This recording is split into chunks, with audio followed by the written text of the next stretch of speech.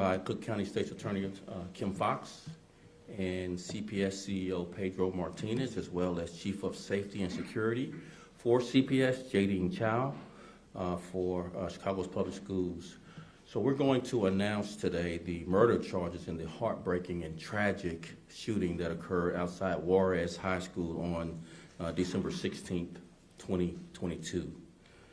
4 teens were shot, 2 of them fatally, in this tragic incident that occurred during dismissal from the school.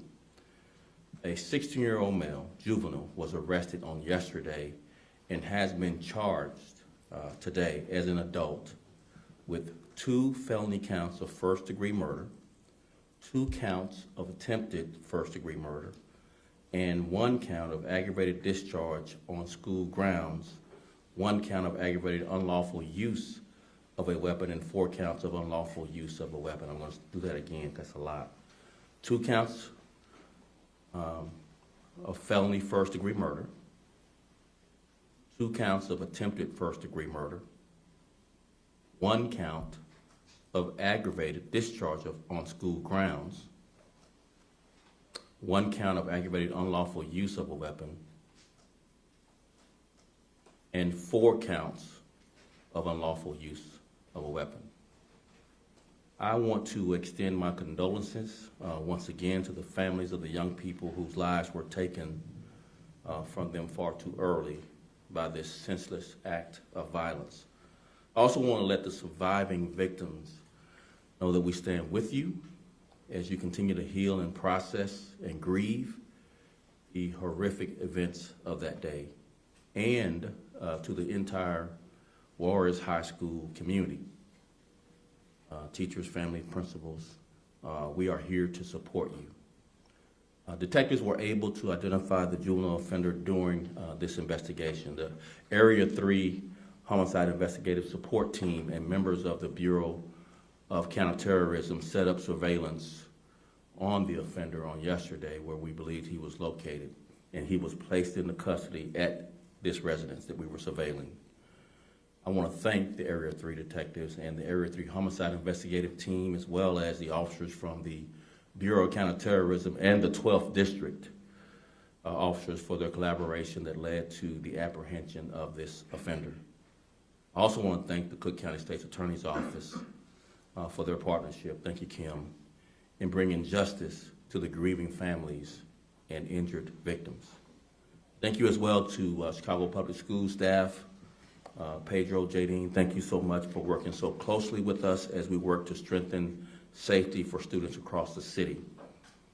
As I close my portion out, I ask that you please continue to keep all of those affected in this tragedy in your prayers.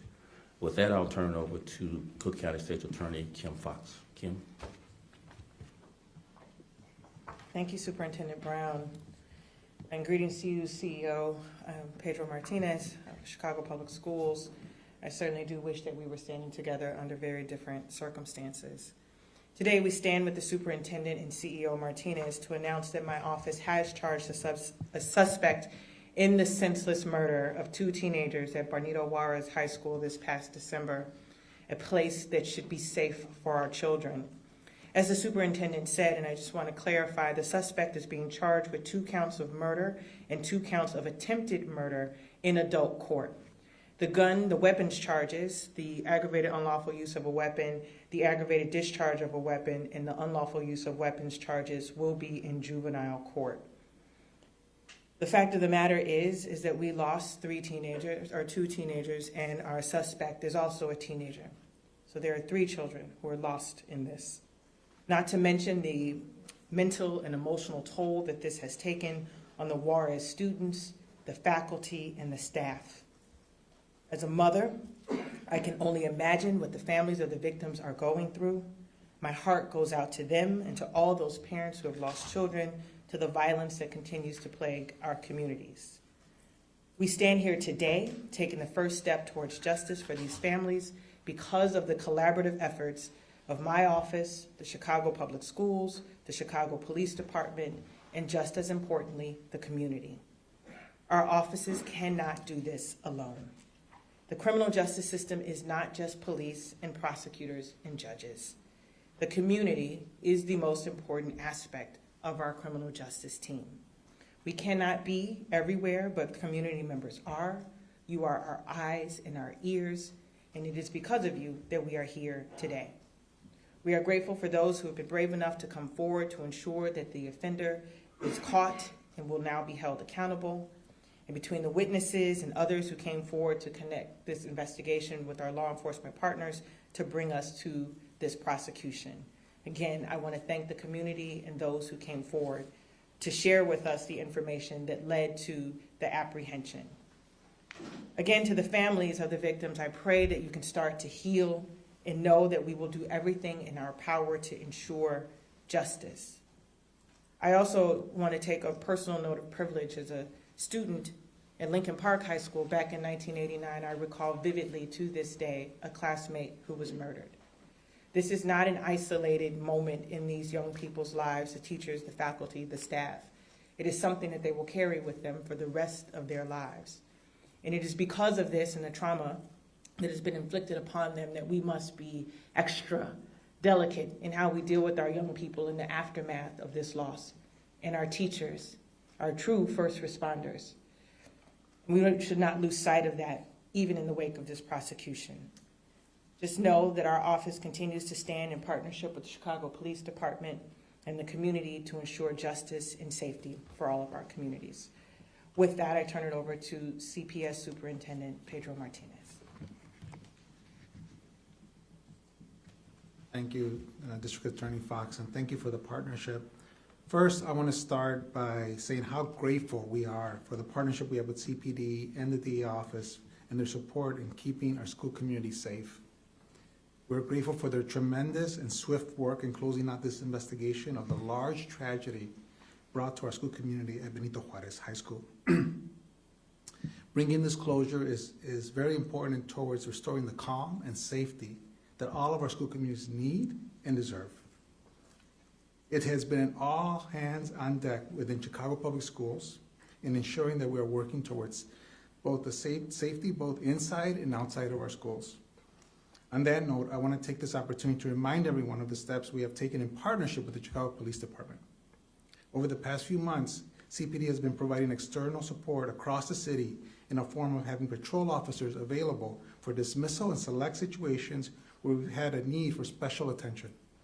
In addition, in supporting selected dismissal areas, these officers are also conducting external checks throughout the day to look for suspicious activity.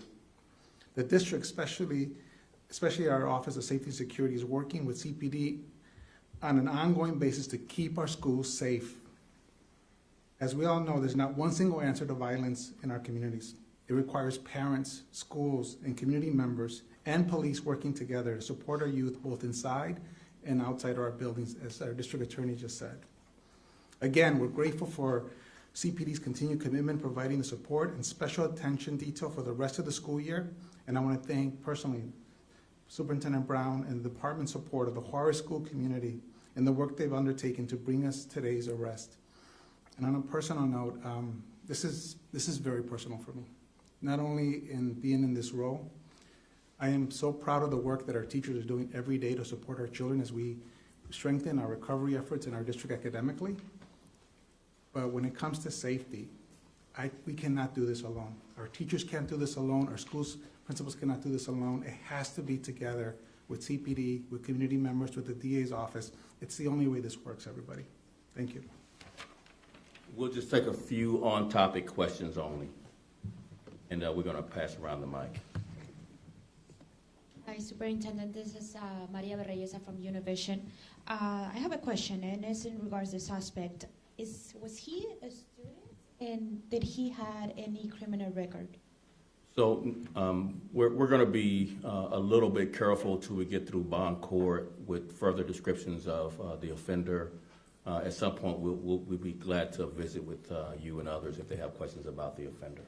But we're going to wait until we get to bond court on, I believe, tomorrow. Yep.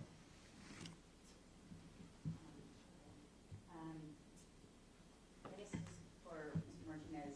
Talk to me a little bit more about what security has been in place and what will continue the rest of the year at this school and perhaps others in the area? Definitely. So Juarez has been a high priority, but so have been schools like Michelle Clark and other schools where we've had incidents this school year.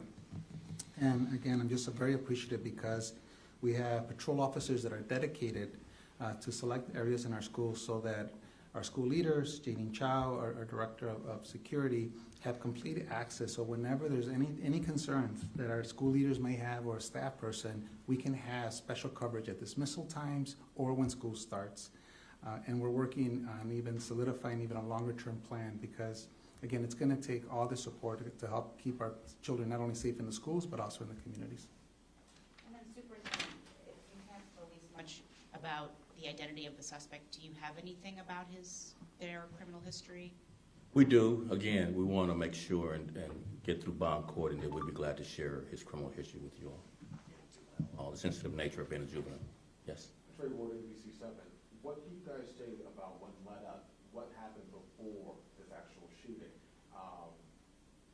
We currently don't have a clear motive for why a 16-year-old would want to shoot and kill other kids. And it's unconscionable, if you can imagine, trying to find some reasoning behind it. It's senseless. There's no good reason. We have some ideas, but they're just, again, when we get to bond court, maybe there will be a little bit more clarity around what and why. But right now, we're going to defer motive for a later day. Do we at all think it's gang-related? That's one of the possibilities. And speaking of it possibly being gang-related, obviously in the wake of this shooting, a lot of students and people in the community protested and talked about actual gang activity in and around the school. Can you speak to specifically what's being done to address not just the violence, but the gang culture in the school?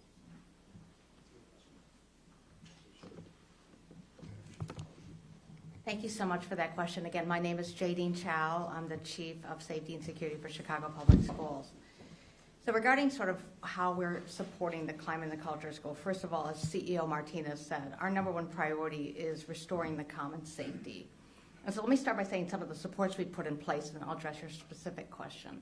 So since the incident and continuing through now and continuing as long as we need to, we've had extra supports in the school supporting the mental health well-being. So through the partnerships with the behavioral health teams, my crisis team, which is a citywide team, has been in partnership with school leadership, as well as our community-based partners who have also been present at the school.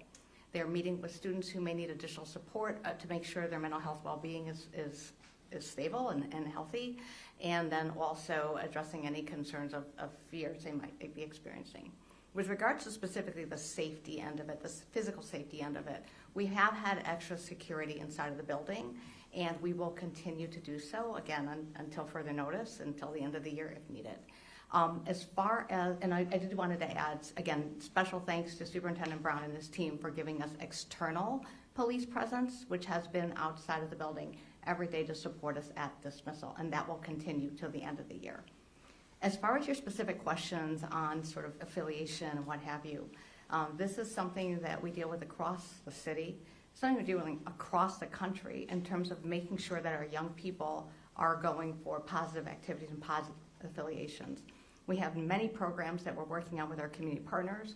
We're doing interventions on an ongoing basis, not just at Juarez, but at all of our schools where we are seeing concerns of risky decisions. And so these are things that are ongoing, again, in partnership with our community organizations. Thank you. More questions? Hi, Caitlin Washburn with the Sun-Times. During the investigation, did CPS hand over the CCTV footage, or did CPD get that footage from another source? So we heard the rumors you heard. There was collaboration from the beginning to the end, and this was very helpful with CPS and our collaboration that led to the apprehension of this offender and the charging. Next question. Forgive me if you acknowledge this or address this already, but you guys released a photo of somebody running outside of the high school, I believe, in December. Is this the person you arrested? Is that the same person? Brenda, do you recall? Yes, it is.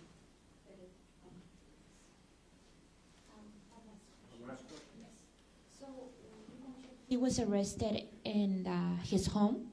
Was that, do we know like what neighborhood or where was this arrested taking place?